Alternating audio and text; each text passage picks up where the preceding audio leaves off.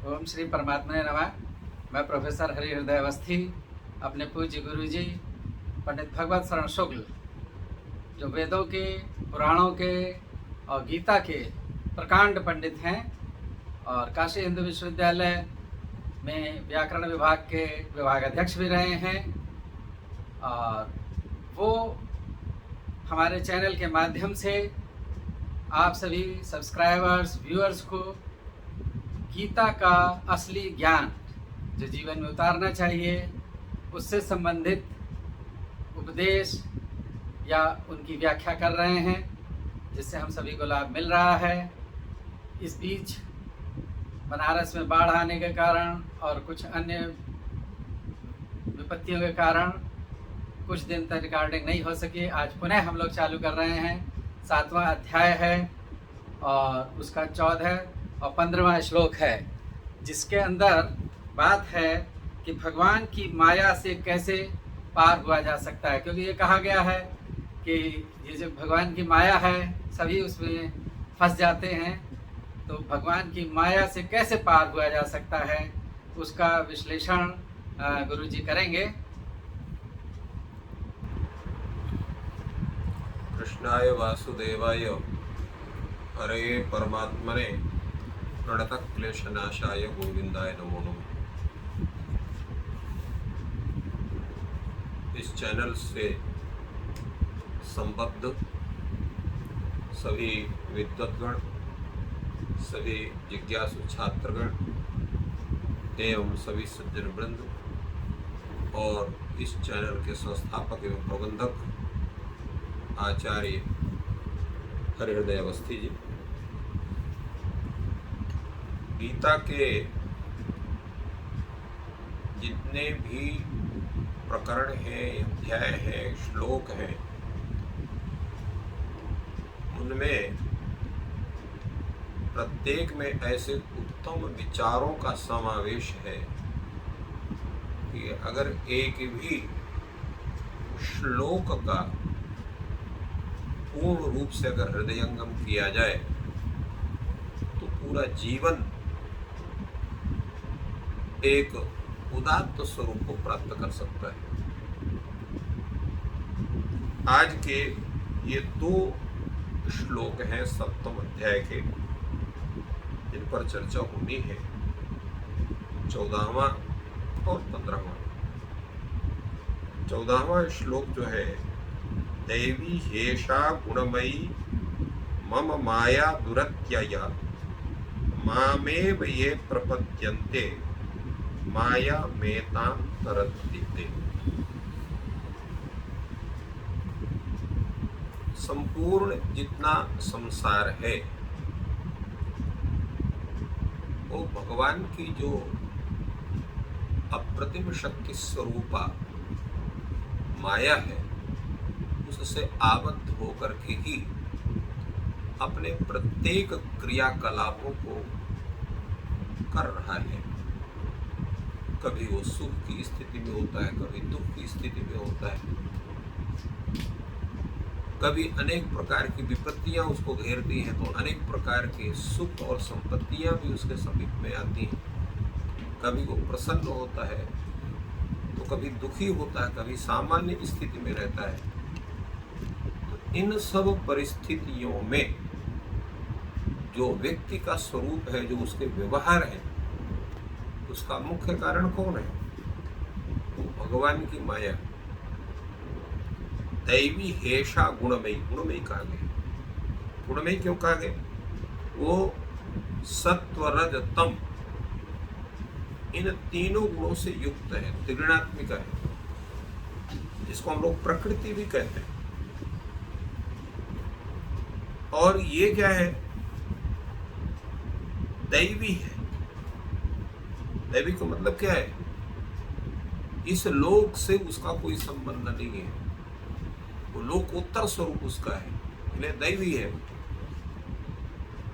और इसलिए उसको ऐशा कहा गया है, दैवी ऐशा। ऐशा इस शब्द या एतत् शब्द का प्रयोग, इदम शब्द का प्रयोग संस्कृत में उसी के लिए होता है जो समक्ष विद्यमान हो। एतत् तदोतु सन्निकृष्टे, एतत् शब्द का प्रयोग और इदम शब्द का प्रयोग अत्यंत सन्निकट के लिए होता है। तो माया तो किसी एक स्वरूप विशेष में दिखाई नहीं पड़ती, उसके क्रियाकलाप दिखाई पड़ते हैं, संसार दिखाई पड़ता है, स्वरूप दिखाई पड़ता है, अनेक प्रकार के हमारे कार्य व्यवहार दिखाई पड़ते हैं। माया का एक कोई जो एक उसका प्रमुख स्वरूप हो तो दिखाई नहीं पड़ता। तो फिर एतत् और इदम शब्द का प्रयोग अत्यंत से निकृष्ट में होने के कारण हेषा जो ऐसा यह जो प्रयोग है माया के लिए क्यों है, इस विषय में भी प्रश्न हो सकता है। तो उसका तात्पर्य यह है कि संपूर्ण जगत का जो स्वरूप हो माया सृष्ट होने के कारण तद्रूप में हमारे सामने वो साक्षात उपस्थित, इसलिए ऐसा शब्द का प्रयोग किया गया। ये आवश्यक नहीं है कि कोई वस्तु वो चाक्षुष ज्ञान का ही विषय बने। हम अनेक इंद्रियों से विषय का साक्षात्कार करते हैं। रूप का साक्षात्कार अगर हम चक्षु से करते हैं तो शब्द का साक्षात्कार हम श्रवण इंद्रिय से करते हैं, गंध का साक्षात्कार हम घ्राण इंद्रिय से करते हैं, और उसी तरह से स्पर्श का साक्षात त्वग इंद्रिय से करते हैं। तो कार्य जैसे वायु का हम ग्रहण करते हैं, तो वायु जब हमारे शरीर को छूता है तब हमें ज्ञान होता है वायु का प्रवाह चल रहा है, या हम श्वास प्रश्वास लेते हैं तो हमें वायु का ज्ञान होता है। उसी ढंग से तद कार्य से भी तद व्यक्ति विशेष की उपस्थिति की हमें प्रतीति होती है। तो इसलिए माया का जो कि संपूर्ण कार्य विषय जो संसार है, उसके माध्यम से माया हमारे समक्ष हमारे समीप उपस्थित है। यहाँ तक कि हमारा जो शरीर है वो भी माया निर्मित ही है। एक का इस कारण से अत्यंत सन्निकृष्ट हेषा इस शब्द का प्रयोग जो है इस पद में किया गया। और गुणमय जैसे हमने बताया त्रिगुणात्मिका है। और भगवान ने कहा मम माया। मम माया का तात्पर्य क्या है? तात्पर्य है कि जिस पर व्यक्ति का पूर्ण स्वामित्व होता है उस विषय में ही व्यक्ति कहता है यह वस्तु मेरी है। तो जो माया है उसका संपूर्ण नियंत्रण, उसकी संपूर्ण क्रियाकलापों का जो स्वरूप है उस विषय में पूर्ण रूप से उसका जो व्यवहार है वो किसके हाथ में? परमात्मा के हाथ में। परमात्मा ही उसको पूरी छूट दी है कि तुमको विश्व में क्या करना है क्या नहीं करना है। इसलिए मम माया शब्द का प्रयोग पूर्ण स्वामित्व जिसका होता है वही कहता है यदा इदम मम गृहम इदम मम वस्त्रम। ये प्रयोग हम कब करते हैं? जब उसमें हमारा स्वामित्व होता है। ये मेरा घर है, ये मेरा वस्त्र है, ये मेरी वस्तु है। भगवान ने कहा मम माया, ये मेरी माया है। और कैसी है ये? दुरत्यया। अत्य होता है पार करने वाला, मतलब दुखेन अत्यया, बड़े कष्ट के साथ उसको पार कर सकते हैं। बड़े कष्ट का मतलब क्या हुआ कि जब इतनी आपकी साधना होगी, तपश्चर्या होगी कि जिससे माया के प्रत्येक स्वरूप का साक्षात्कार, प्रत्येक उसके तात्विक स्वरूप का साक्षात्कार करेंगे, तो भी ये निश्चित नहीं है कि आप माया से पार हो जाओ। इसलिए दुरत्यया, दुखेन अत्यया इति दुरत्यया, अत्यंत कष्ट के साथ उससे पार हुआ जा सकता है। तो फिर क्या सरल उपाय हो सकता है उसके पार करने का? तो भगवान ने कहा माम एव ये प्रपद्यन्ते माया मेतां तरन्ति। जो व्यक्ति पूर्ण रूप से उस परमात्मा में समर्पित होता है, समर्पित होने की स्थिति बड़ी भयंकर है। क्यों? हम पूर्ण रूप से समर्पित किसी को नहीं करना चाहते। उसका कारण क्या है? हमारा जो दुर्भिमान है, हमारे जो अनेक प्रकार के दुष्कर्म हैं, वो हमको उस परमात्मा के समीप जाने ही नहीं देते। अनेक प्रकार के विघ्न उपस्थित होते हैं उस परमात्मा के प्रति जाने के लिए। एक छोटा सा उदाहरण है, पिता वृद्ध हो गया है, माँ वृद्ध हो गई है, पुत्र जवान है और काम में व्यस्त रहता है। तो कभी कभी ऐसा होता है कि पिता के समीप में जाने का समय पुत्र को नहीं मिलता, वो अपने कार्य में इतना व्यस्तता उसकी होती है। ऐसा नहीं कोई पिता को स्नेह नहीं करता या सम्मान नहीं करता, जा ही नहीं पाता। ठीक उसी ढंग से हम भगवान को बहुत मानते हैं, भगवान की बड़ी पूजा करते हैं, सब कुछ करते हैं, किंतु भगवान के प्रति पूर्ण रूप से अपने को समर्पित नहीं कर पाते। क्यों? उस माया के बंधन में आबद्ध होकर के जो परम प्रीति का स्वरूप होना चाहिए वो नहीं होता है। प्रीति तो बनती है, जैसे पिता की प्रति आपकी प्रीति है, परंतु परम प्रीति अगर होगी तो एक मिनट का भी वियोग आपको सह्य नहीं होगा। ठीक उसी ढंग से परमात्मा के प्रति जब आपका सच्चा लगाव होगा तो प्रत्येक कार्य को छोड़ करके पूर्ण समर्पण बुद्धि आपकी उस परमात्मा में बनेगी। और जब पूर्ण समर्पण बुद्धि आपकी बनेगी तभी ये मामेव ये प्रपद्यन्ते। प्रपत्ति का मतलब क्या? प्रपत्ति शरणागति। श्री वैष्णव सिद्धांत में भक्ति से अधिक प्रवृत्ति को महत्व दिया गया।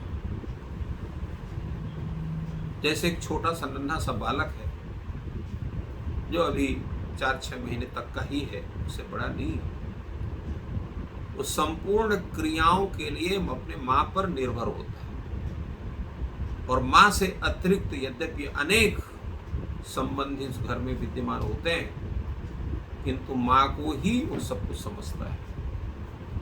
तो माँ के प्रति पूर्ण रूप से समर्पित है, शरणागत है, और माँ उसी तरह से उसको देखती है। उसी तरह से जब हम परमात्मा के प्रति पूर्ण समर्पित हो जाएंगे, इसलिए भगवान ने गीता में पहले कहा है, यत् करोषि यदन्नासि यज्जुहोषि तदासि यत् तपस्यसि कौन्तेय तत्कुरुष्व मदर्पण। तो जब ये आपका स्वरूप बनेगा तब वो माया जो है उससे आप पार होंगे। तो पार होने का मतलब क्या है कि आप संसार सागर छोड़ देंगे, आपका जो है प्राणांत हो जाएगा और सीधे परमात्मा के वैकुंठ धाम को चले जाएंगे। ऐसा नहीं है। तात्पर्य यह है कि जब उस परमात्मा के प्रति आपकी शरणागति का स्वरूप बनेगा तो माया के प्रत्येक कार्य भगवान के द्वारा आदेशित कार्य आपको लगने लगेंगे और उसमें आपको दुख या कष्ट का अनुभव नहीं होगा। वो परमात्मा की कृपा ही सर्वत्र आपको भासित होगी। जैसे अभी हम लोगों की चर्चा चल रही थी कि जब व्यक्ति को भयंकर कष्ट और भयंकर विपत्ति भी भगवत कृपा लगने लग जाए, अनेक प्रकार के जितने भी कष्ट समुदाय हैं वो भी भगवत कृपा लगने लग जाए, तो अब जान लीजिए कि आप परमात्मा के प्रति आपका पूर्ण समर्पण हो गया, प्रवृत्ति बन गई। जब प्रपत्ति बन जाएगी तो मायाम एताम तरंते थे, फिर वो माया का फिर कोई मोह होता नहीं। फिर आपको घर का मोह होगा, न बच्चे का मोह होगा, न पत्नी का मोह होगा, न संसार की किसी प्रतिष्ठा का मोह होगा, किसी का मोह नहीं हो। किसी के प्रति आप उस परमात्मा से अतिरिक्त किसी के प्रति भी आपको लगाव नहीं होगा। ये बुद्धि बनेगी, अथवा संपूर्ण विश्व में परमात्मा बुद्धि बनेगी। निज प्रभु में देखें जगत के ही सन करें विरोध, ये आपका स्वरूप बनेगा। तब माया में ताम तरंते थे, तब उस परमात्मा की जो वो माया है, जिस त्रिगुणात्मिका है, जिसमें कष्ट भी है, सुख भी है, सामान्य स्थिति भी है, उसकी प्रतीति वो होवे नहीं करती है। ये माया से उसको तरने का एक मुख्य स्वरूप है, जिसको भगवान ने गीता में कहा। वो शरणागति का जो स्वरूप है, जिसको हमने प्रवृत्ति के रूप में यहाँ भगवान ने कहा माया में तामे माया, तो ये मामे ये प्रपत्ति। तो बिना शरणागत भगवान के हुए, बिना उस परमात्मा बुद्धि सर्वत्र हुए, परमात्मा के प्रति पूर्ण रूप से 100% जब स्नेह और विश्वास और समर्पण का स्वरूप नहीं बनेगा, तब तक इस माया से मुक्ति आपकी हमारी किसी की भी नहीं हो सकती है। कहना तो बड़ा सरल है, परंतु जीवन में उस स्वरूप को धारण करना अत्यंत कठिन है। उसी को धारण करने से ही हमारी स्थिति अत्यंत उस परमात्मा के प्रति शरणागत की बनेगी और तब इस माया से छुटकारा होगा।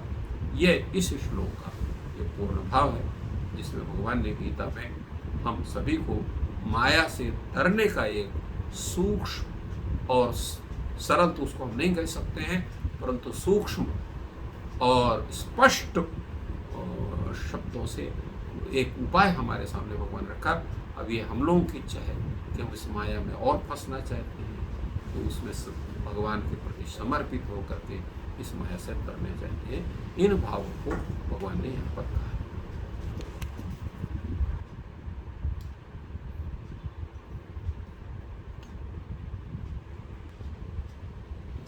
तो बहुत ही सुंदर विश्लेषण गुरु जी ने किया कि हम माया से किस प्रकार छूट सकते हैं, और उसको वो अगर आपको पसंद आ रहा है तो आप हमारे चैनल को सब्सक्राइब करें और इस वीडियो को लाइक करें, और जो गुरु जी हम लोगों को ज्ञान दे रहे हैं उससे अपने जीवन में सुधार करें, जिससे कि जीवन और भी उत्कृष्ट और सरल हो सके। और इसको देखने के लिए आप सभी को धन्यवाद, शुक्रिया, थैंक यू।